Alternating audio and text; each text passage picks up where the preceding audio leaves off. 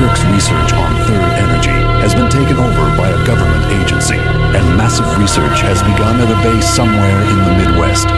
However, in their pursuit of immediate results, they have failed to take the necessary precautions, and once again, an accident has occurred. This time, the entire research base, military institution, and a small town close by have disappeared.